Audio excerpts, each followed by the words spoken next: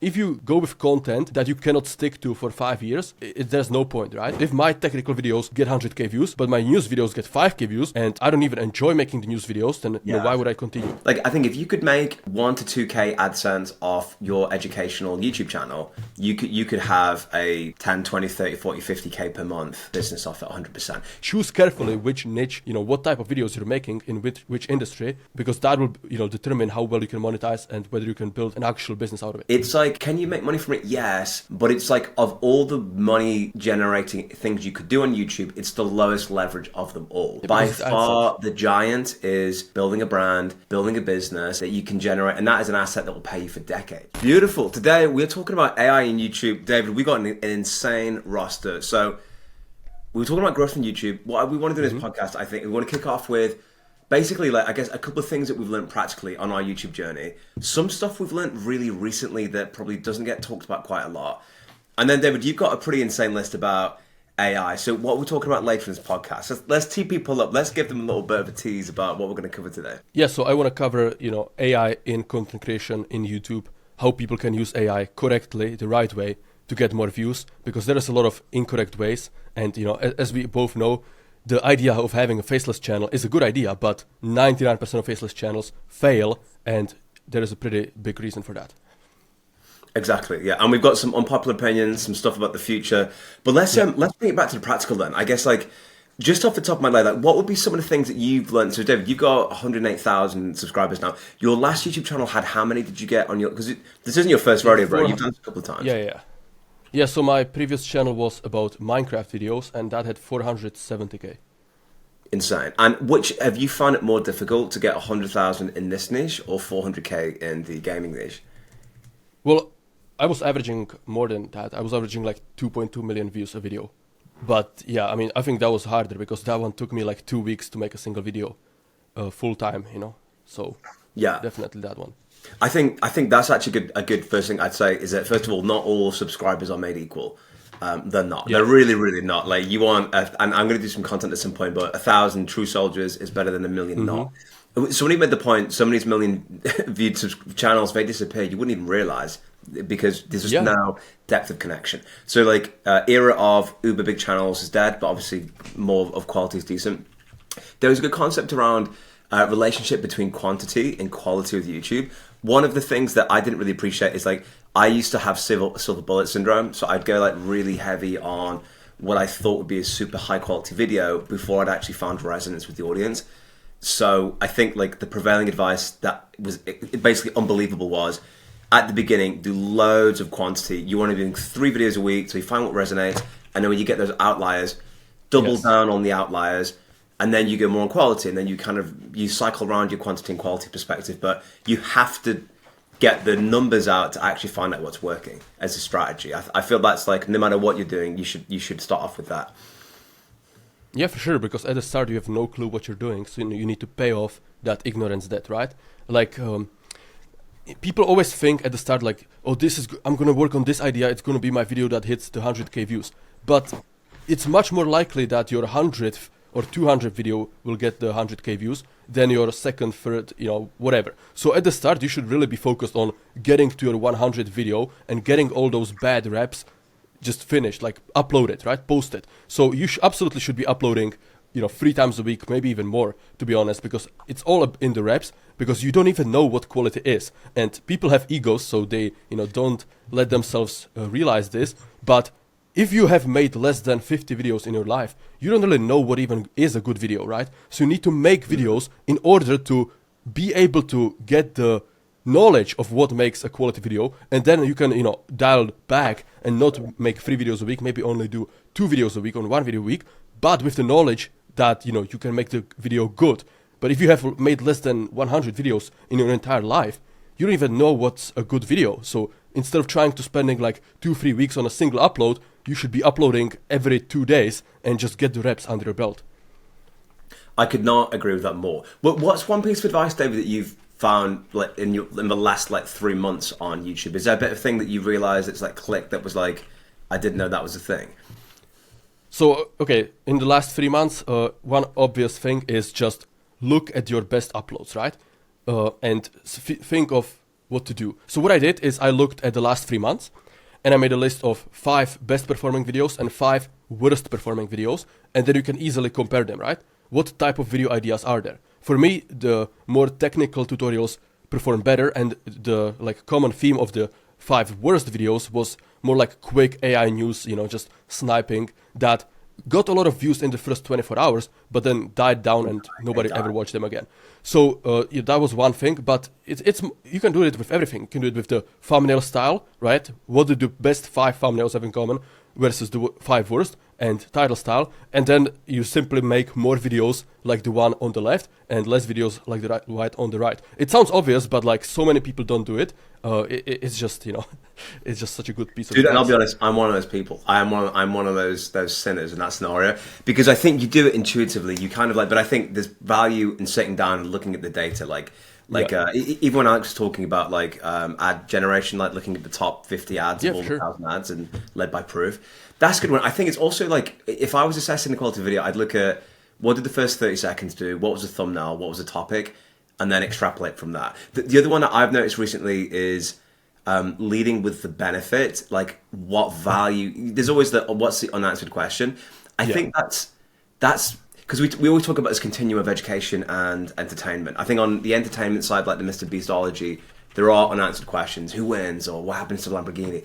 I wonder if in the education space, it's not about an unanswered question because you're teaching something, so it's about being explicit. I think my theory at the moment is, in education, it's more about what's the benefit I get from watching it. Like, if it's not clear the value, you can be implicit with it, but one of the things I noticed is that, like, videos where it's clear either from reading it what the benefit is will do better. But if it's like, okay, if I have to ask, and so what? People, why would they click on it? Do you know what I mean? Why is that relevant? Why is that something I should even watch in the first place? I think the fundamentals are like very much the same in both, but obviously there are differences, right? So I think I can speak to that because I've made it in both entertainment and education. Obviously in education you can take a much slower pace. You don't need fast edits and stuff like that. For me in entertainment it took me like multiple hours to edit just like a 10-second segment because it was like different clips, audio, sound effects, music. So it's a lot more work per time segment, but the views are higher. But then again, it's harder to monetize. Like, people always focus on views, right? But you have to realize, like, what is the reason I'm getting the views? Like, think about, I think the best example is like the couples shorts, right? Like, the couples that record shorts get millions of views, but like, why? They might have millions of views, millions of subscribers, but what would they sell? What's their service, right? Like, they can maybe like plug some, water bottle or like some clothing maybe, but what kind of business will you build by just doing some couple pranks or whatever? So I wouldn't advise pursuing views just for the sake of views. I would, set a vision, what industry you want to be in, what market you want to be in, what you want to learn, what you like doing, and then reverse engineer what type of content you should make to get there. Because, you can make a lot of money with very few views if you target the right people. Yeah, I think actually a better metric is, what is the degree of impact you have on the viewer, right? So, for example, if, let's say you and I do a short that's like 30 seconds and it's like a clip up of a movie and it gets you like pumped up for a second, and maybe it's a Game of Thrones wild edit or something. We love it. What's the impact? Okay, the impact is I watch it, I'm like, yeah, that was really good. I might save it, I might share it to a friend.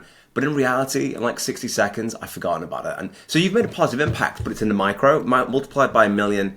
Okay, cool. Versus like a piece of content you do, David, where you go deep on using like cursor or something random like that. That might genuinely change the earning potential of that individual for the rest of their life.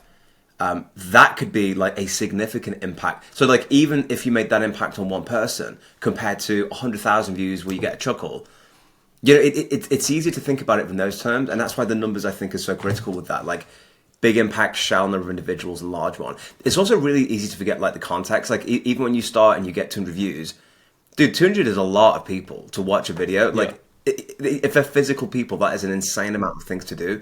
But I always say that you must improve one thing a week when you're starting out, and you have to take multi-year perspective. It's not a get-rich-quick area. It is a get rich very, very slow with multiple failures, and you'll question if you even want to do it. And I think the other bit I'd add in before we get into some of the fruit topics, and I'd love some of your thoughts on this, bro, as well, is that I don't want to say comparison's a thief of joy, but I remember when I started my YouTube journey and I was making topics, it's very easy to compare yourself to different creators who have a very different style and do very different things. And it's like, actually, no, it's like the wrong thing to focus on. Like, what you need to focus on is value. You can't fake authenticity. And like what a lot of people do when they start out, I see, and I fell for, you see what works and you're like, cool, well, I will do the thing that works. But then you're not bringing your best self to the platform, right? And ultimately, I think if you're focusing on value and genuinely trying to help people, that is the North Star that will get you through any rocky oceans ever. And it's almost irrelevant what anybody else does. But I've noticed that's quite a common thing that happens when you start, because you just want to replicate what's effective on the platform. And actually, I think your first year on YouTube actually is a little bit about finding your voice and how you show up. You've almost got to go through all these different lessons and cycles and stuff. So you should have like zero expectations, on performance. And like, honestly, it's training wheels for a couple of years. And it's like very liberating if you think that way and take the pressure off, I think. Yeah, I think if people do treat it full time, that means like, every day you try to make something. That doesn't mean like 40 hours a week necessarily. It means you're treating it full time in terms of every day you're trying to work a bit on the next video. You're thinking about it a lot, stuff like that. You should think about it, expect like at least 2 years for it to take, right? Until you get some serious results. If you treat it like part time, like maybe on the weekend you post one video, you don't really do anything throughout the week, then probably more like 4 years. But yeah, I mean, it will take time. And if you think like it's something where you can just start uploading videos and, you have a business the next month, definitely not. It's absolutely a skill. Being good on camera takes many years. Speaking to the microphone also takes many years. Understanding what's a good video idea, I mean, that's like endless process, right? So there are so many micro skills that come with it that you just cannot learn in 6 months even. It's like at least 2 years process until you get like some serious results. At the start, I think, speaking to the authentic part, right? You don't really know what to do, so it is fine to take inspiration from others. The best way to do it is to select 5 creators you respect, you want your brand to be like. So let's say you like somebody's thumbnails, right? You like somebody's intros, you like somebody's video ideas, somebody's style on camera. You can mix and match those and become a unique individual. And over time, you will forget it and you will not even think about it. But at the start, I think it's helpful to select 5 channels that you respect, that you watch, that you want to emulate, and take something from each of them. I like that. I mean, because I have the channels that I watch. I used to watch a lot of CoffeeZilla, and I like, you kind of like stack it up and like, dude, this is really cool. You level them all together, actually. So, okay, I think that's good. I think ultimately it's just directional correctness. Do it, fail it, push up there, stick with it. Most people won't stick with it, which is a great news for you. If you want to start a YouTube channel, it's awesome. I think it's difficult to do multiple channels at the same time, like YouTube and LinkedIn and Instagram and stuff. That's a mistake. Yeah, and YouTube is the king. Like if it was a jungle, YouTube would be the lion. There's no doubt about that in my mind. And I'm sure a year ago, I had a certain view on how videos would do. I look back now and I scoff and I'm like, I can't believe I used to think that. And I'm sure in a year's time, I'll think exactly the same thing. And I have this podcast now. We can come back and check actually what we've said and we'll probably think like, dude, what were we actually talking about at the time? So, dude, let's pivot that then, I guess, into some of the AI stuff. So where do you want to kick off first? Because I think we're deep in the AI space, and I think it's good for us to tease out somebody's idea for the YouTube, what we can do now, and I think where this is going to go directly, because AI is insanely disruptive, and I haven't seen that much content specifically on the YouTube space, so hopefully we can lead the charge on some of that now. Yeah, sure. So what kind of area you want to take? You want to go into titles, thumbnails, like the scripting? All right, let's go. Why don't we start off with like, okay, how can you use AI now to get an unfair advantage with YouTube? Let's start off with that. I think and we'll do title thumbnails, right? Because as Mr. Beast famously said, if you want a 10 million view video, if 10 million people won't click on it, it's impossible. So I guess like titles. How do you use AI for titles? Well, so I have a process for this. I have a very long prompt. Essentially, what I've done is I fed it like hundreds of, or maybe not 100, maybe like up to 100 different, like very, very, very well written titles that I know have a very good CTR that create unanswered questions. with a script, and I basically type out the idea that I'm interested in, and it feeds back. What I also find though is that like it gets easier to write titles the more that you do it, because it becomes a bit more intuitive. So I find myself using that less and less as I go on. But I think if you were starting off, that is an excellent way.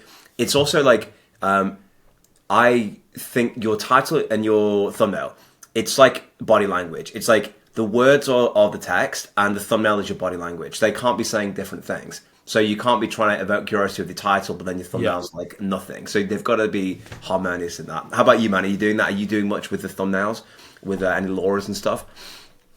Not really, but I think even before the titles and thumbnails, it's the video idea, right?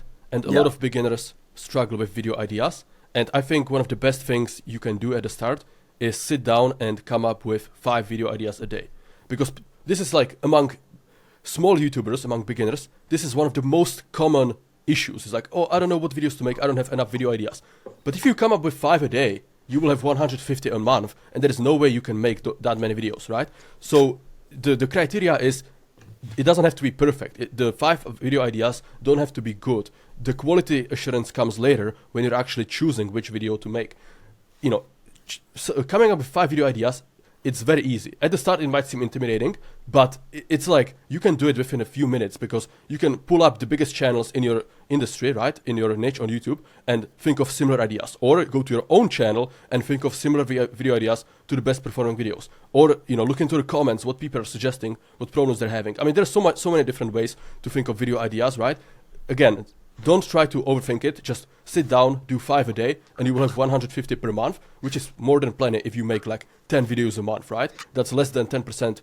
You choose the best, like 7%, and those will be the best ones. So I think you should absolutely utilize AI. You can like screenshot, you know, a channel in your industry or your own channel, sorted by most views, and put it into Claude, put it into ChatGPT, and say like, suggest 15 similar video ideas to these videos, you know, make them fresh, unique, blah, blah, blah. And then obviously use your own brain to pick out the best suggestions from the AI. In terms of titles, people need to absolutely do more title variations. I mean, the amount of people that only think of like 2 or 3 titles and pick the best one and just go with that, it's kind of sad, because as you said, like MrBeast and all the top creators, they always say the packaging is everything. And I don't think there's a single YouTuber that is giving the titles and thumbnails enough attention. So I would highly recommend people to think of at least like 20 to 30 different title variations before uploading the video and picking the best one, because the likelihood that you come up with a good title if you write 30 is much higher than if you write 3, right? So with AI, it just allows you to unlock volume, so much volume with AI. How many variations do you do before you post on? I mean, minimum 20, but usually more like 50. Dude, you know, I do 2. Actually, I do like 2. Maybe I probably need to do more like that, actually. But look, you don't have to overthink it. You can just like, people always think it needs to be completely revamped, but it can be the same exact format, you know, but just moving one word, or like removing one word, or rephrasing it, right? Again, you can have different prompts for this in AI that's just telling it like, use the same writing style, try, you know, changing up the words, or think of completely unique writing styles or formatting. There's a lot of ways to get, you know, 30 variations without like sitting for multiple hours. I mean, for me, it takes like 1 hour to get to like 30 variations. That's cool. I'll put the prompt down below that gives like the 20. It's got the whole thing like capitalized letters under 50 characters. I'll put that in the description when to check that out. But I agree, because I think we are in your era. So like one thing I love about your thumbnails is it's simplistic but very effective. Like it's not like I know a lot of thumbnail designers want to like warp your face like and like change and like, do you know what I mean? Like they make this kind of waxy vibe and stuff. And I think it's more entertainment, I think. Yeah, that's true actually. Yeah, that is absolutely true. So you got the ideas thing. I mean, like I built like an AI Copilot that would like get a video and it would like analyze the transcript. It would also then download all the comments from the YouTube comment section, and then what it would do is, based on the sentiment analysis and frequency of suggestions, spit out an idea. It'd say, look, this video did very well. So it says its views compared to the average. It would read all the comments. And it would read the transcript, and then based on all that information, it would tell you, this is what I think you should do a video on. So for instance, let's say you do a video on, I don't know, where do I find coffee from? And actually what people say is, you know, it was good about coffee, but I'm more interested in wine. And that came up quite a lot. It would say, do a video on one. And that was like a business that like, I said, like, this is a business idea. I did a video in my community and I was like, guys, make this business. You could actually, you'll crush it with this. Like, you imagine you just did that to like YouTubers and said, dude, like, because like, it's one of the things that and it's a beautiful problem to have, I guess, is like, it's really sad that you don't have the time to respond to every comment. Like, I genuinely wish I did, you know, that you could really go down and troubleshoot and hound the comments and stuff. But the reality there are is some like, comments that, you know, don't deserve a response. some comments are fruity fresh, yeah. Well, we spoke to Evelyn. She had a good point about like Evelyn Weiss is like really successful female entrepreneur at school. She's killing it. They're like, because she does a lot of Facebook ads, and she was saying like, especially on Facebook, it's like a dog pile. Like, you have one really negative comment, and then like it like almost sets the tone a little bit for like all this other stuff. But I say all that to say that like, you know, your comments really are a goldmine of opportunity for what people want more information on, and no one ever really checks the comments to do that. But that's your audience saying, hey bro, like, I would really love a video on this thing, and like very few people actually check those comments. Yeah, I mean, you have to know how to use them, right? Because if you blindly follow what people say, it also could be a disaster. So I don't think like ignoring comments is the way to go, but I don't also think like making every video that is requested. Yeah, because you need to know what's a good video, and the average commenter simply has no clue, right? So you need to use your, you know, this is the reason why most people fail in content creation. They think they can skip the, you know, learning the skill of what makes good videos, and this is really a skill, and it's so many different, like, it's like a vector database. It's very hard to put it into words, but you know, you just know when you see a good video. I mean, I have a folder, so this is one tip I recommend everybody do. Just create like private playlists on YouTube and put videos into them. So I have one for good thumbnails, when I see something for a good thumbnail, then good titles, then like AI educational, then AI outliers, so videos in the AI niche that are outliers. Then I have like pure entertainment, right? You know, just videos that don't have any value but seems fun to watch. Then I have videos that are about to blow up. So something with like low views, but I think it's gonna, you know, blow up. And this is very valuable because it, you know, you're building your own database of videos, and everybody just watches content to, you know, waste time and stuff like that. But in the meantime, you can start like building these playlists, and then when you're struggling with thumbnails, you can open your, you know, great thumbnails playlist, and you have like hundreds of videos with great thumbnails, and you can just get inspired by stuff. Same with the titles, same with the outliers. So this is another tip that I think is really good. Dude, that's an absolute hack. I started doing that with designs. When I'd see a design I thought was gorgeous, I'd be like, I gotta get a photo of that and save it and stuff. I'm gonna take that one off the call, actually, like the saving of thumbnails. Cause it's good inspiration to look at a database of, you just look at it and then an idea comes and then you rock and roll with it immediately. Dude, that's a sick idea.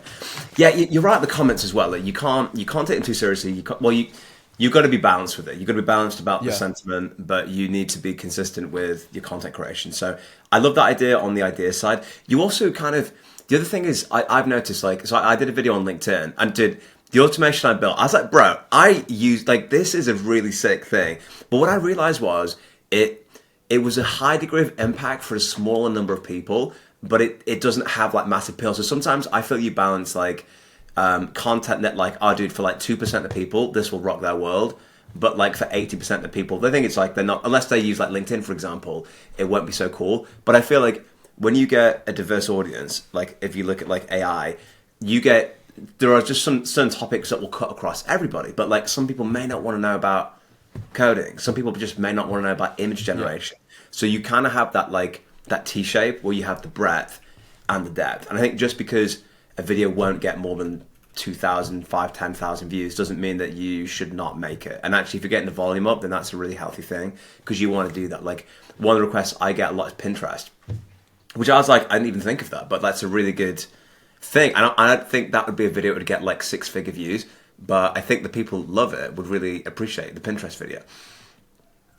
Yeah, I mean, again, this is going back to, you know, the videos that work well and just thinking of similar ideas. So like you don't have to be, you know, to the people watching, like it doesn't take a genius to think of similar ideas. You know, like for example, I made a video like build anything with ChatGPT, and that did well, right? So then I did build anything with Perplexity, and guess what? That did well. So like you don't have to be like crazy genius. You just have to take the best video ideas and put a new spin on them. You know, do it with a different software, do it with a different platform. Like if people want to see like Facebook automation, they probably want to see Instagram automation, YouTube automation, you know, every other TikTok automation, blah blah blah. So like this is just remixing the best video ideas. And yeah, I mean, it's a easy way to get more videos, more video ideas. And absolutely, I mean, I think fundamentally it boils down to like what you as the creator can make. Because if you go with content that you cannot stick to for 5 years, there's no point, right?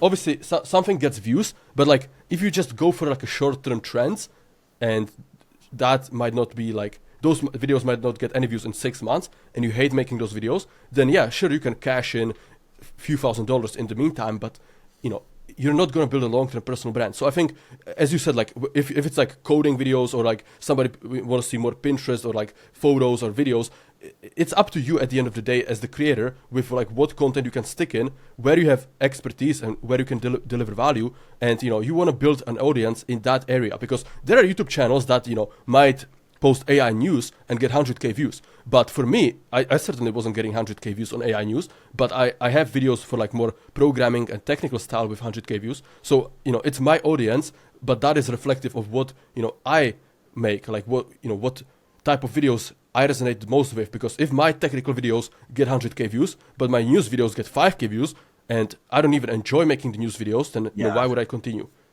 Dude, that's such a good point on like the news videos, because I did some of those, and like I think it's you have a transactional relationship with your audience. It's like, I'm bringing the news.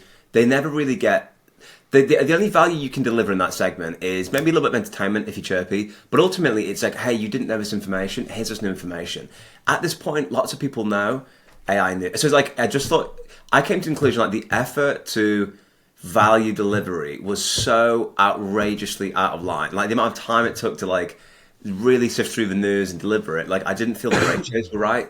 And I was like, it's a very low leverage. Very low leverage area, because the best bet you could ever hope for is, and also like it had such a high emphasis on time to deliver. Like there was always like, you got to be the first, because did you zig when you should have zagged? You give it like 4 extra hours, it's old news. Some would go from like new to old news. So the lens I took on it was like, it just wasn't, I don't know, it's a very low leverage way to deliver value to audience, because it's just transactional. So I think you don't want to be transactional. I think as well that leads nicely onto like monetization on YouTube. So like what I've seen from a lot of the creators, like they do like a pie chart analysis of like, okay, here's all my income from YouTube, like, and you'd say like, what proportion do you think is usually AdSense? It's usually actually, when they get quite big, it's only like 10 to 20% is AdSense. Most of it's driven from like sponsorships. And I think the higher leverage version on that is actually having your own business. Like that would make the AdSense like less than, you know, really, really, really small. Like, and so it's like, if your YouTube AdSense is enough to, you know, help you quit your job, that's phenomenal. But the great news about that is that actually what that means is you could, like, I think if you could make, I don't know, 1 to 2K AdSense off your educational YouTube channel, you could have a 10, 20, 30, 40, 50K per month, like business off at 100%. Because think about it, if they're paying you that much just to advertise your eyeballs, like, dude, imagine what you could do if you had your own product. So, like, AdSense is great. That, you know, maybe that just covers your cost of editing, that covers your cost of, like, thumbnail, whatever it is. Like, that's awesome. And when you reach that first milestone of you become monetized, it's like when you start, like, dude, this is going to take forever, but it's, like, one of the coolest things ever is to get, like, I think it's like 1,000 subscribers and 4,000 hours of watch time. It's, like, a really huge milestone that, like, you really enjoy. But, like, your AdSense, realistically, it's like a nice to have, but like it shouldn't be your like core monetization strategy on YouTube, unless you're like a most critical, like high view entertainment type of channel. Exactly. So I think the monetization charts look very different from entertainment to education. But even in entertainment, the biggest channels like MrBeast and Logan Paul, they're going into physical products because that's where the money is, right? Even though they are making millions just from AdSense, like, you know, Prime and Feastables, those are much bigger businesses than just, you know, wishing YouTube pays you well. And like with AdSense, there are so many issues, right? You can have randomly videos demonetized. You can just not receive payments. I mean, in the past, I just had YouTube not send me payments for 1 month and just never give me the money back. Zero explanation. The videos were not, you know, they were fully monetized. So like with AdSense, it's just so random. If you have your own business, you're receiving payments through Stripe or PayPal or School, doesn't matter, right? you get the money every month or every week. That doesn't matter, right? You get the money, and it's not up to YouTube to like strike down a hammer one day and just like decide you're not getting monetized, or maybe suddenly your RPMs drop by 40%. That also happened to me one day. So like there are so many random things. So yeah, I think with AdSense, it never should be the main, even in entertainment, it never should be the main goal. And I think just looking at what the biggest channels, whether it is education or entertainment, what they are doing, and trying to reverse engineer that. Again, that's why I think choosing the right niche and the right market is so essential, because where you end up eventually matters so much. If you don't see yourself making this type of videos in 5 years, then why are you doing it now? Like, in 5 years, it will be much bigger, and the same effort it takes you now to get 100 views per video, it will get 100,000 views per video. So you will just waste all of that time. So like choose carefully which niche, what type of videos you're making in which industry, because that will determine how well you can monetize and whether you can build an actual business out of it. That's really well said, bro. It's like get in the boat with it that's getting larger over time. Get in the market with the tailwind so you can fail upwards in it. That's really key. It's also like what most people don't realize when they start a business is like you can have what we call platform risks. There's a really cool video and they called it the Sense strategy. And like the C of Sense stands for control. And one of the ideas was, and by the way, I think you can get too intellectual about business to the point where you're so abstract that it loses all its relevance. Like the best way to get started is just try and sell something and like whatever. Yeah, for sure. But like this is a good example of a concept that like is worth knowing. And the C in Sense stands for control. And the idea is that like if your entire workflow, like for example, if one channel disappears, does your business evaporate? That would mean that your business violates the control principle. What's an example of that? Let's say all your traffic comes from SEO and that's it. Google changes algorithms, that's a risk. Or like if all your, and this has happened to so many people, right? They have a TikTok account with like 1 million subscribers, or Instagram, account gets shut down. They're like blocked out. I mean, TikTok's a bit different because it's like a roulette every time, but you get the idea. Yeah. And like that was one thing I thought was really interesting speaking to some people in the masterclasses was that you ideally want these multi points, like one of which definitely is being email, which is something that I've been really bad with actually, is like getting a living, breathing email list. Because I'm like, of all the things I do, like emailing is like a natural part of it. So it's like, I think that's something that I need to do a better job of, is like adding value in the email channel. But if you can get them across multi-platforms, socialize them across different places, that's a really, really beneficial thing. I think we're okay because we don't really talk about anything controversial that would get you like ban-hammered and stuff. So I think that's fine. But the more touch points you can have with your audience, generally speaking, is going to be the better, like for sure. And like video, you just can't replace video like as a communication, which is why I think YouTube's just like goated for growth and building a brand and helping people. Yeah, I mean, if you put your face and your name out there, it just, you're putting a lot on the line instead of hiding behind a faceless channel, which means monetization will be that much easier. This is what people don't get with like the faceless channels, right? It is easy to just pump out some automated shorts, but again, if you wanna monetize it, like nobody will trust you because there is no risk, right? If you make a bad product, what's the risk? Your channel is named like, good clips or funny videos, 1, 2, 3. You can just delete it if you deliver a bad product, right? If you have your name, your face, and like, your reputation on the line, you have to perform. You cannot just put a bad service and like scam people, because you cannot start another one because people will realize it's the same guy, right? So I think this is very powerful, putting your face. Obviously, there are plenty of successful channels without their face, like Dream, got to like 20 million subscribers in the Minecraft niche without showing his face. But again, we're talking about like mostly people in education, mostly people who want to, boost their business, stuff like that. It is absolutely, I would recommend it, putting it your name and face, because it will make people trust you, and it will be that much easier to get to like 10K a month or whatever. But yeah, on your point in terms of like getting demonetized, I think it is for sure a threat. But again, if you're doing like education, you're mostly in a low risk situation, right? You don't want to use clips from others. You don't want to use copyrighted like images or like highly copyrighted clips from movies, stuff that can just get your videos flagged down, or use a lot of bad words. There is like rules to YouTube that you will learn over time. So if you are in a high risk industry where you like, for example, one of my friends has a UFC channel, right? And he has to sometimes use like clips from fighter interviews or like from fights, which is high risk because you might get striked. So there are certain industries where the risk of being demonetized is higher, and for sure you should hedge by trying to have like, you know, a second channel maybe, or posting it on TikTok as well. But like at the start you need to focus. It's already hard enough to get one channel going. If you're posting on, you know, TikTok, Instagram, YouTube, Twitter, LinkedIn, you're not gonna master all of these platforms at the same time. You might as well just focus on one. Get to like a point where you're getting like 3,000 views per video or something, and then you can try to think of like hiring somebody else to post it on TikTok as well. But most people can get to $1 million a year just with a single YouTube channel. Yeah, that's really well said actually, because I think you just made a phenomenal point on the Faceless YouTube channel. Because let's take for granted that you put the time in, people are already making 10K plus per month on facial automation. It's happening. Yeah. There are a lot of people doing it. There's a lot of nuance to it we can touch on. But the point is, like, actually speaking, guys, like, it's like, can you make money from it? Yes. But it's like, of all the money generating things you could do on YouTube, it's the lowest leverage of them all. Yeah, by far, the giant is building a brand, building a business that you can generate, and that is an asset that will pay you for decades, right? Let's say that you did, I don't know, like, I'm just grabbing items and talking about them. I'll pick the coffee cup back up again, right? I don't know, you're a coffee pro, like, you build the name of the coffee industry, and like, that I mean, name Emma Chamberlain did this. Say again, sorry, bro. Do you know Emma Chamberlain? No, like I don't. Vlogger. Did she do? Yeah, she's like a vlogger. I think she's like 12 million right now. But basically, she just made vlogs, and she drank coffee in every single vlog. And she's in entertainment, right?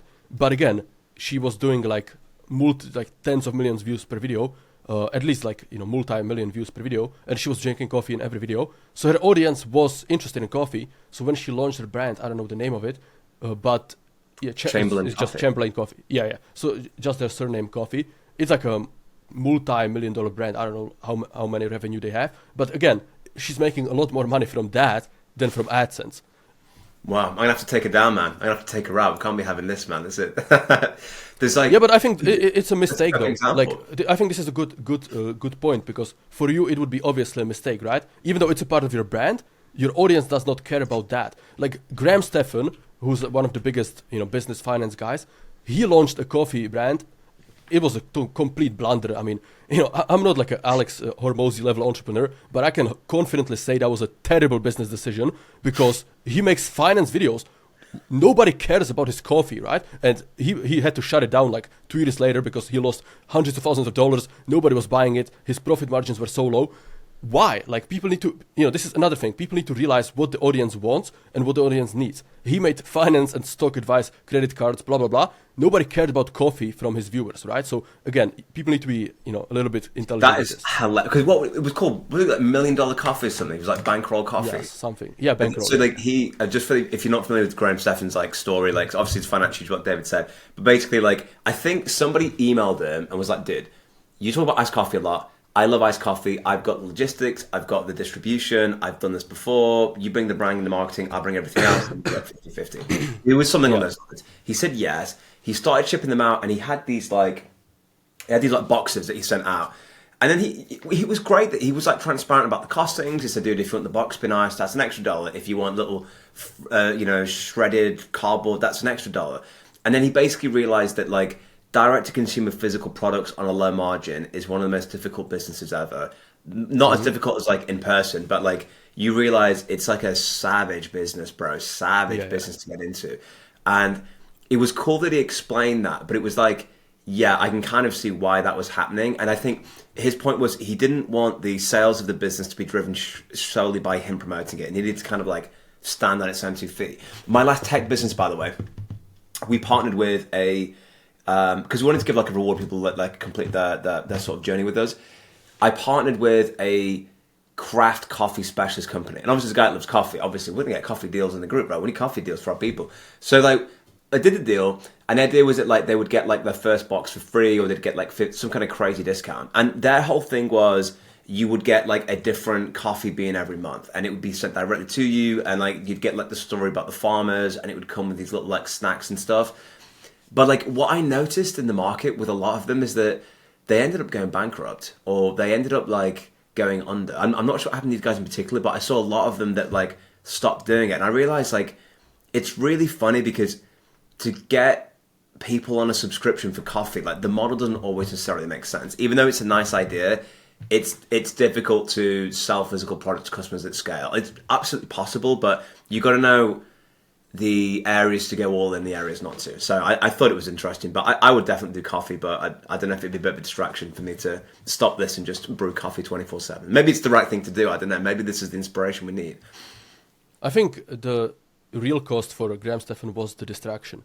Like, he can afford like losing $200,000, but imagine if all that time and energy he put just into growing his channel, right? Or into getting more podcast guests, or whatever it is, into hiring another employee. Like, there was so many different ways he could allocate that time, that energy, and that money that would yield much better results than this failed coffee company, which was a passion project, but like, you have a business, you run a business, you cannot do like everything you're passionate about. Like, Hormozy has plenty of, like weird characteristics about him that people like when watching these videos, right? Like tank tops, flip-flops, whatever, but he's not selling tank tops, right? Because he's focused. And especially people at the start, whether it is just starting a business or starting a YouTube channel, you need to be focused. And this is also with content, like type of videos you make. You need to pick one industry, like one niche. You cannot make like football videos one week, gaming videos next week, AI videos third week. No, you need to choose, you need to decide this channel is about this, and not change that and stick to that until you figure that niche out, because every niche is different and you will never succeed if you're changing every single month, because suddenly you're interested in like gaming and then you change it up, you're interested in like golf. Like, nobody cares. You're building an audience, you need the compounding effect, so stick to one type of videos. And even within a single niche, like there are, again, within AI there are many different type of videos, like technical tutorials, automations like you do, AI news, like AI videos, like uncensored models, fine-tuning, blah blah blah. There's like so many different angles within niche. You need to choose one thing, specific type of content within a specific niche, and stick to that, not change that for at least like 2 years.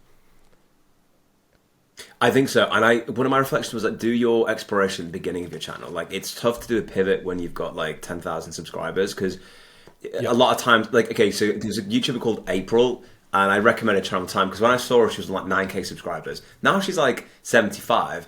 And she shared the story that she did, and I resonated with this a little bit. She basically did a YouTube channel on crypto, and the idea was like, I teach you, there's crypto news, what's going on with Ether, what's going on with this. I think she got like 25,000 subscribers, which is like amazing. She fell out of love with it and she said she felt like she became a slave to her subscribers. But the problem was, everybody was on the channel was there for this particular topic. So it's difficult to like right angle pivot your channel when you got like a lot of momentum. So it's like, that's why I think it's almost like you don't need to know a niche to start. Actually, you can just, for your first 20 videos, do whatever you fancy. And in a way, I kind of feel your niche finds you a little bit sometimes. You'll have this stuff, because you'll make content you're interested in. And it's like, cool, I really like that, and that does well, and then it finds it. So you want to be without a niche. Actually, that's preferable, because you may find after 6 months of doing the videos, you're not a big fan of it anymore. And you have audience capture, where I'm a slave to these types of videos. Like, have you seen the creators, bro, where they're like, dude, I hate the videos I make. I hate them. I can't keep making. But they have to do it because that's what the audience wants. I think like some people said that happened with Nikado Avocado. Do you know the guy that like would do all the eating challenges? I think he pulled like I've seen the last few days. I've seen some tweets about him. I think he pulled like some of the greatest mastermind plans ever. I think he actually lost all the weight in secret.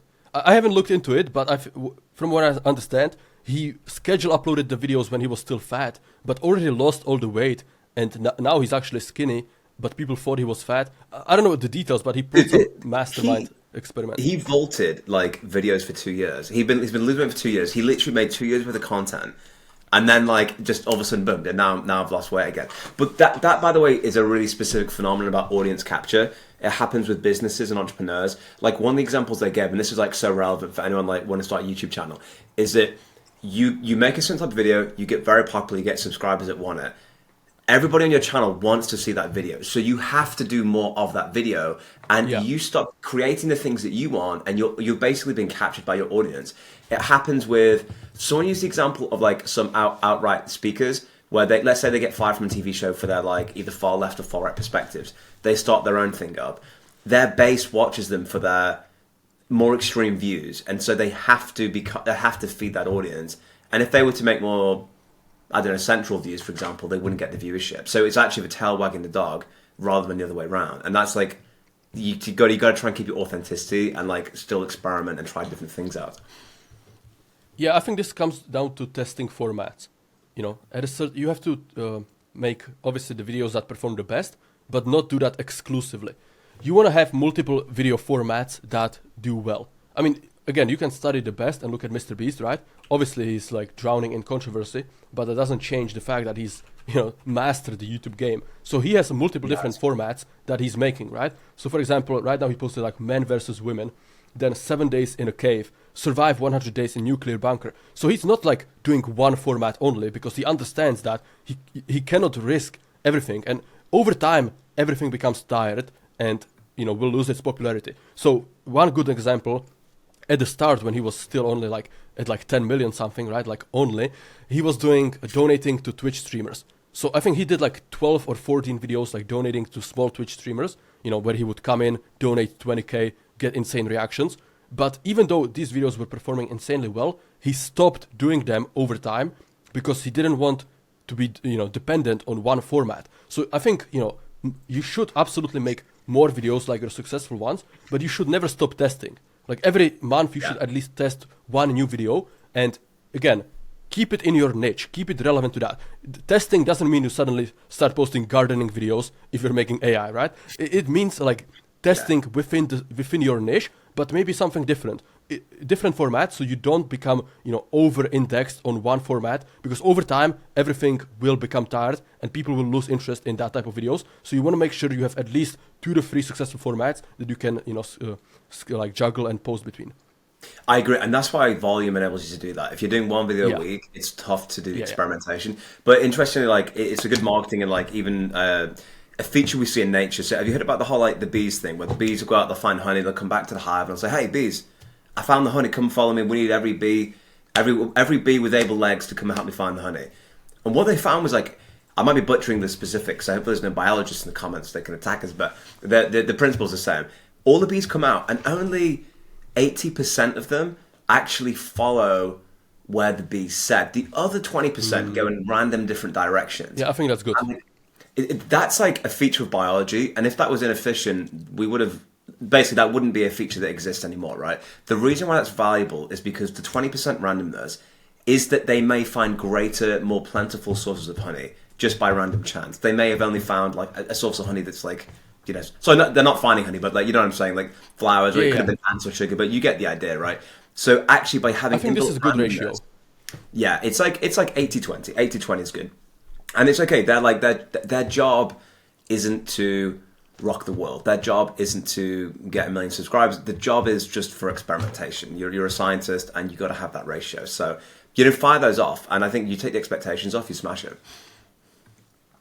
Yeah, and people need to realize that what works now might not work 6 months from now. So if you don't do that testing, experimentation, you really risk becoming irrelevant. And I don't know, like personally, I have zero fear of becoming irrelevant. Maybe it's irrational, but I just I've been in content creation for 4.5 years. I'm absolutely certain that even if suddenly all of the formats that I'm making right now went to like, averaging 50 views per video, I would just experiment again. I would start uploading probably even more, maybe daily. I would start uploading more and, until I find a format that works, and then I would make more of that and still keep testing something. But, after all, as long as you're in a growing niche, that either stays the same or keeps growing, because YouTube as a whole keeps growing, right? So if you're making videos in a topic that is still interesting, you will eventually, like, you don't have nothing to worry about, because you will find that winning market. If you bet something on like a single video game that might not be relevant, let's say Among Us, right? Among Us was popular for like a year, but then it fell down. You pivoting to a different game will be very, very hard, because people watch you for Among Us. But yes. If you're, let's say, doing like, again, finance or car videos, like cars will be, people will watch car videos 10 years from now. People will watch fitness videos 10 years from now. So you want to be in a growing market, growing niche that is going to be evergreen. And back to your point, you want to make videos that are evergreen. If you just snipe some quick news and get like quick 10,000, 50,000 video views in 24 hours, sure, amazing, better than nothing. But again, you want to make videos that get views forever. This is from my example. I didn't upload anything on my Minecraft channel for the last 16 months or something, right? I'm still making like 1 to 2K a month from that channel on autopilot because all my videos were evergreen. So if you want to have your channel growing and compounding, don't make videos that will be dead after 48 hours. Make videos that can still get views a year from now, 2 years from now, 3 years from now, because you will build that compounding catalog and you will just, have so many videos that get views that even if you stop uploading for 2 weeks, you won't die. That is so beautifully said. You're trying to stack the environment in your favor. You're on a platform that's growing, YouTube, tick 1. You're in the market that's growing, AI, tick 2, which means that if you stay consistent, you are by default getting the environmental benefit of pushing up. And the thing is, you are not your content. Like, it depends where you okay, so imagine if you had a map, right? And let's just call it a country, and you could put a flag in a part of that country about like, what is it? What do you pivot around? Is Jack Roberts the content that I've made in the past 3 months? Is David the content he's made? Is David his source of content? It's like, actually, the thing you need to pivot around, I believe, is delivering value to an avatar. And actually, if that's your center of mass, that's your nucleus, that's your orientation, the content just becomes the thing that delivers the output. So whatever the content type that best serves that individual is what I do. So it's actually less about what is the content format and more about how can I show up and add the value. And I feel like I say, I think that for me, in my current philosophy, is the ultimate North Star. So if it's a case of like, dude, we're not talking about this particular thing anymore because we've kind of solved that, we've cracked that. Now, what is the next problem set we need to solve for this person? And that naturally guides you to different locations. But if you say, like you said, the example you gave about like Among Us, for instance, you can easily, especially I find this is more prevalent in the entertainment space, like you can pigeonhole yourself massively because they like Among Us, do they like Fortnite? It's difficult to make this kind of pivot. It's really difficult. Yeah, but again, this is where it comes like planning ahead of time, like, thinking into the future. Like this is why Hormozy says like the people who think in the longest time horizons win, because they think of these things, right? Either just like, oh my god, this game is hot, I'm gonna make videos. Like right now it's like the Wukong game or whatever. Like you can make videos on that, sure, you can get a lot of views, but will you be relevant in 6 months, 12 months? Will you be able to make a living out of it? And again, it's not about like being relevant for the sake of fame.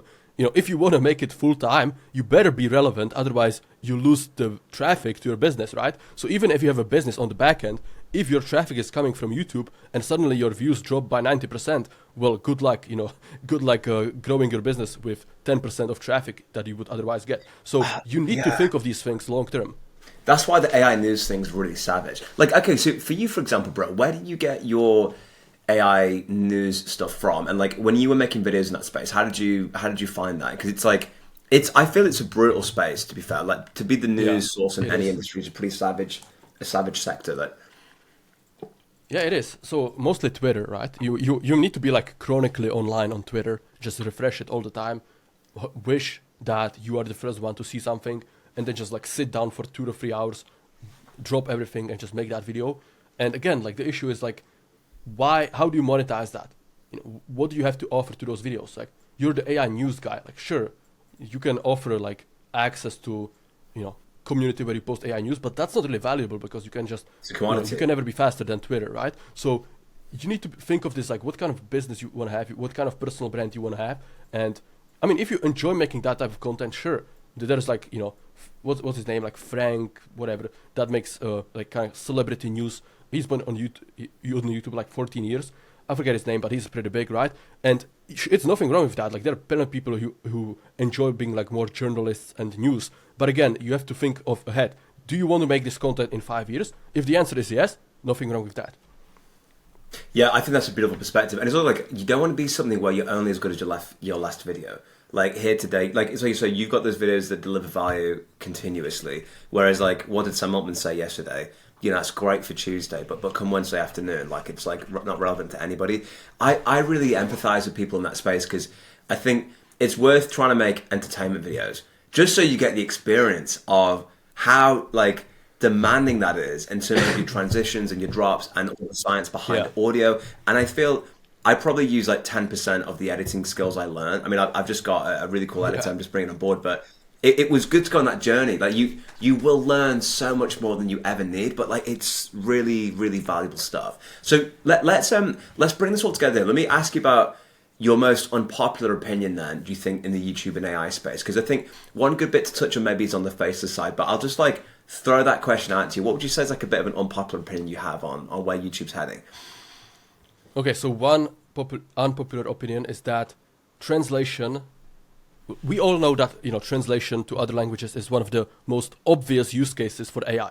We will just post a video in English, YouTube will translate it to like 50 most popular languages, and you can reach a lot more people than just in English, right? Probably like 3 times as much people. Well, my unpopular opinion is that this will hurt content creators in those smaller niches, in those less competitive markets. So, example from my life, when I was making Minecraft videos, there was a Brazilian YouTube channel, which obviously makes videos in Portuguese, who was just ripping off my content, re-recording every clip and posting it. But sometimes he was even getting more views than me. If the YouTube translation video was, if the automatic translation to all languages was a feature, then he would never get anywhere, because my videos, the original ones, are always better, and it would get translated to all languages, and I would get 2 to 3 times more views than the copies. And, right now I'm in Czech Republic, so I know there by the way, I never watch Czech videos. I'm like out of touch completely. I'm more American than Czech, to be honest, because all the content I watch is just in English. But there's plenty of Czech creators who just copy what a different big US creator does, and get a plenty of views because there's a gap in the market. But once the automatic translation is there, the originals, the people who are actually the innovators and make the best videos, will get all the views. So the people like in India who are just like ripping off Mr. Beast, they will get decimated because everybody will just watch Mr. Beast. Same with the educational channels, right? So I think this is probably my unpopular opinion. I mean, let me know what you think, Jack. Like, I love that as well, because I've had people join my community who are like, dude, I speak Mandarin. Like, and I'm like, wow. And like, people ask me, like, they want to do my videos in different language. I'm like, wow, that's so interesting. Like, you could just like, I mean, we know we can do it, right? AI, right? We can translate it and stuff. I think that's good because Mr. Beast, like, he suffered with prolific copycats. Even in Russia, there was that guy, you saw that guy who just like literally his thumbnails were like the same thing. Yeah. So, okay, I agree with that. I think that's good. I think the multi-language thing's good. By the way, before I tell you mine, have you played with that yet? Have you thought about translating your videos into some of the big markets like for India, for China, for Russia? Yeah, I mean, I've thought of that. I know it's possible, but the issue with those markets is that it's usually like low GDP markets, right? So we might get double the views, but we will probably only see like 5% growth to our business because most people don't have money. It's just the reality. Yeah, that's interesting. Yeah, I mean, I might. Yeah, people I guess who make right. a lot of money usually tend to speak English. That's the other way to phrase it. Yeah, I guess entertainment content is a little bit different. I might have a little fun, because I think if you set up a workflow, you can just auto-translate. But the problem is, then when it comes to the community and everyone's speaking English, you can get extensions in school that translate everything to a different language. So there's that. That's like an option, I guess. But it's complicated the entire thing, I think. Yeah. For entertainment, I would do it. For entertainment, I would do it for sure, because it's all about, getting more eyeballs, getting more AdSense. But for educational, if you if your calls in the community are in English and half of the people expect them to be in Hindi, like, good luck with that. It depends the accent they give me. I need to see how good the accent is. It depends how good the accent is. They're going to give me like a good accent in Spanish. We'll sort of see what we think. What would be my unpopular opinion? Okay, so mine would be on the faceless automation side. I've noticed a lot of people are very romantic about faceless automation, and I see why, because they see the rise of AI. They can see the pathway, and a lot of people doing it. Now, can you make money with it? Yes. Like I said, my biggest thing would be, I would love to see, your beautiful face and you build a brand on it. AI, the quality of AI video is only going to go up over time. I think when that happens, there'll be the pocket of people who are watching this podcast who are the 1% of the 1% of the 1% who can make bank from doing it. But I think that will be like a point in time opportunity. And I think eventually there'll be a real crave for authenticity for human beings. I saw an ad recently on TikTok from a company that was like AI generated, and all the comments were attacking it because it was done poorly. So you have to make sure you hit a certain threshold quality. So it's not that I don't think you can't make good money from AI automation on YouTube, because you can. I know people have done it. I've had like people come into my community and tell them how they make like 10K. I've seen it. It's just that I think the bigger leverage vehicle for you is building a brand. And I think that like you could, if you've got like, if you're thinking, dude, I just need to make income. Okay, cool, fair enough, do it, learn the skills, it's beautiful. But I'd encourage you just to have one thing for yourself. And the other thing about AI automation that I think is worth pointing out on YouTube is the fact that you have to pivot niches often. Because the way that it works, and this is really interesting to have the guy explain this. He was like, basically, okay, let's say that my niche is I pick Game of Thrones quotes or something, and let's say we do a chance together, David, and we're like, okay, we're gonna like fire Game of Thrones quote, like it's Varys or Littlefinger or whatever. We blow up, we start getting millions of views. We're like, dude, we're making like $1,000 a week. This is pretty cool. What happens is people see the niches blowing off. They say, cool, I'm going to copy that. And then all of a sudden, like, it gets flooded with very similar content, and then your revenue goes down net. And then you basically, you're on a cycle of every few months, like finding and adding new content. And you've got to try and bake into it a USP or like a 1% skill set. So one that's done really well with that is they learned Blender, like 3D animation. And they would do like medical videos where they would like show you the 3D animation.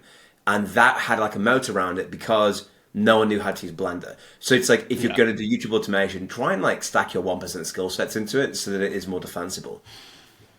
It's very ruthless, you know. I think it's one of the most ruthless ways of making money. The people at the top are making like 150K up to 500K per month. You know, they're getting like billions of views on all the shorts, like whether it's a Snapchat, whether it is Instagram, TikTok, YouTube.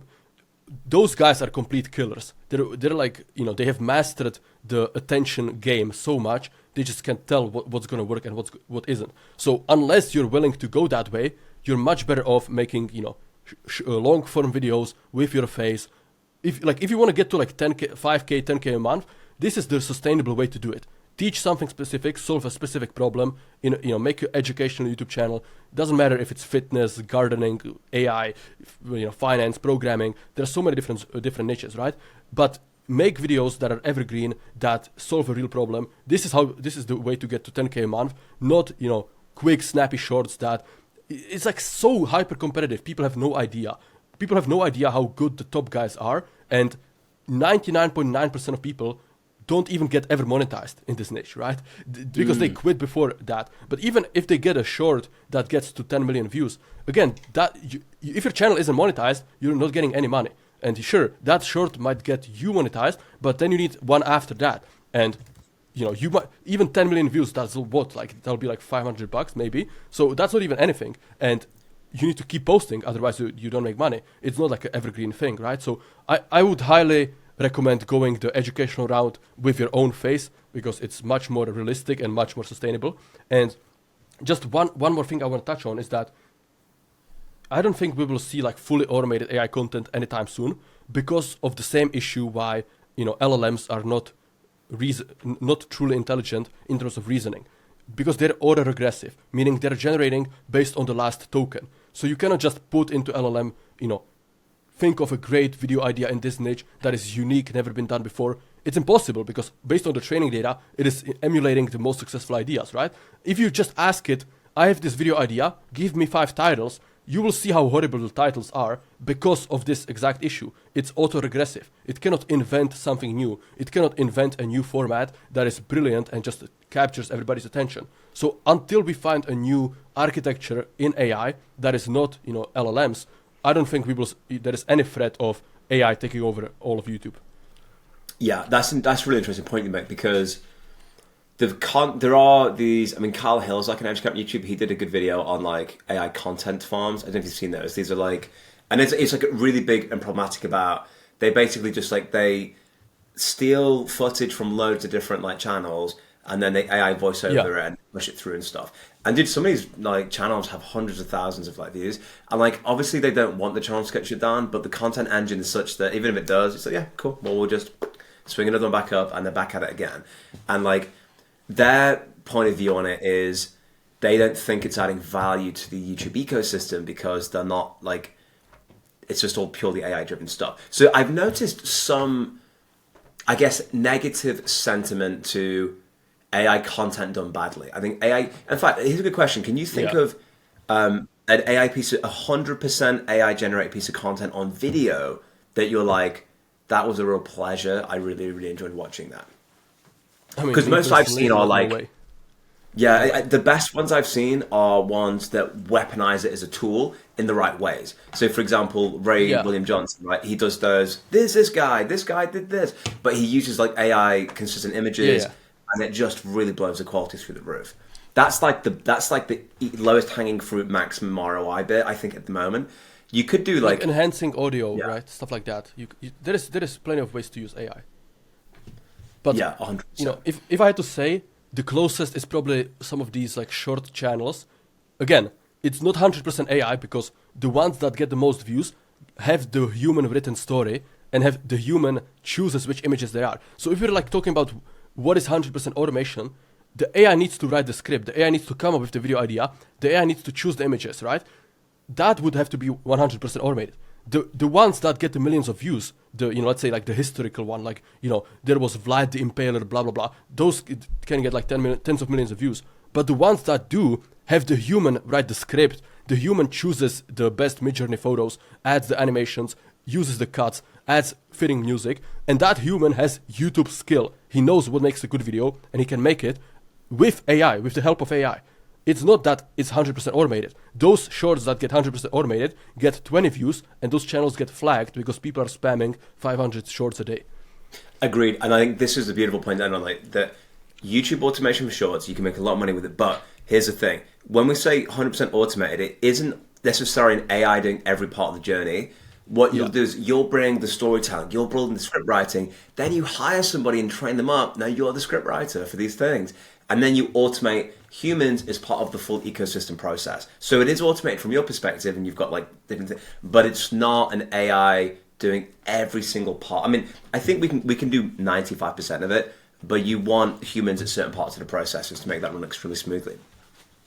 Yeah, but to make it successfully, again, you need to build out a skill, right? You need to treat it as a serious business, not just I'm gonna make some, I'm gonna build this automation and sit back and enjoy passive income. I mean, that's the attitude that a lot of people have, and that's why they don't succeed. If they treated it as a serious business, it's like, I need to do some part of the process. I need to understand how to get views. Over time, I will automate more and more of it. I will hire people into the loop, and eventually I can get to the point where maybe it takes me a few hours a week. Yeah, it is possible, 100%. But again, you need to have this attitude of treating it as a serious business, not that, you're going to build one or two automations and then just sit back and print money. You've got to be a savage about it, like almost like you can be driven by money, but you need to be romantic about that kind of content type. You can't dibble dabble. You need to be 100%. Dude, I am gonna figure this out. I am gonna make this happen. And like of all the things you need to innovate on, funnel, style, and what's working is not one of them. Okay, find the shorts channels that are crushing it and are just and what are they doing frame by frame? This is the images, this is the text, this is how they make the audience feel, and you get clinical about it. And you've got to be prepared to not do nothing for 6 months apart from smash it. If you bought that kind of energy, that was going to do 40 hours a week, crush it. I'd say it would be unreasonable for that person not to succeed. I would be amazed if they didn't make some progress from it. But your problem is you got to focus right. That dirty 5-letter word. So, awesome. I agree. Awesome, cool. Right, awesome. Thanks, guys. We'll catch you in the next one.